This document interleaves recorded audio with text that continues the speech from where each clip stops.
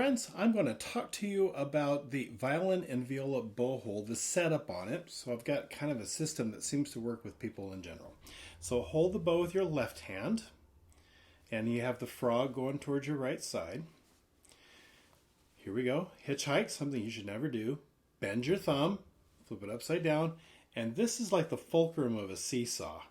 Oh, we don't play on seesaws anymore, do we? What's fun about it being on a seesaw is you're on the ground like this and your buddy's up in the air. You jump off and your buddy goes, boom, breaks his back. You remember those days? Nope, maybe you don't. I don't know. Anyway, seesaw. Bent and up against the hair. That's what's important. Here's my bunny. And all good bunnies have buck teeth. See how my fingers went over the stick of the bow? That's really important. If I did it this way and I showed it to you, over the stick of the bow. All right, so now my bunny's chewing on the bow, but gets sick and dies, falls on his ear. And that's between these two knuckles. I want to fall on his ear this direction. And so, now you can hear a siren in the background, can't you? Falling on his ear this way. This is important because this is called pronating. Pronating is palms out or going into the stick this direction. And what that does is it creates the ability to add weight to the bow. So as you draw towards the tip, you lose natural weight because your frog has natural weight. But as you draw to the tip, you lose that. And you need to add the weight to keep weight in the bow. And that's how we do that, through pronating. So I want to be able to go this direction to pronate into the bow. And pinky is round and on top. There's my bow hold. And I'm in the middle of the bow right now, or near the middle anyway.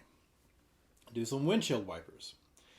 Okay, now I want to, excuse me, now I want to go all the way down to the frog, and there's a spot, see this right here, you see where my thumb has kind of dug into the finger grip a little bit. That's where my thumb goes, right where the frog and the stick meet. Bent thumb up against the hair. There's my bunny rabbit, good bunnies have buck teeth, bunny dies, pinky round and on top. Great exercise is pinky push-ups. I let the bow fall, and then I push with my pinky. And I'm doing this kind of stuff. Lots and lots of control in that. And eventually I want to be able to have some flexibility in my bow hold. All right? So lots of pinky push-ups. Oh, another one is to say bye-bye.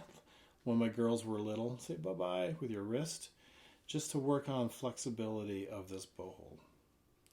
All right, that's the essence of a violin viola bow hold. Subscribe to the channel, and I've got lots of tips on how to bring the instrument to your body, how to hold bows, how to play. There's going to be lots of stuff on there. All right, see you later.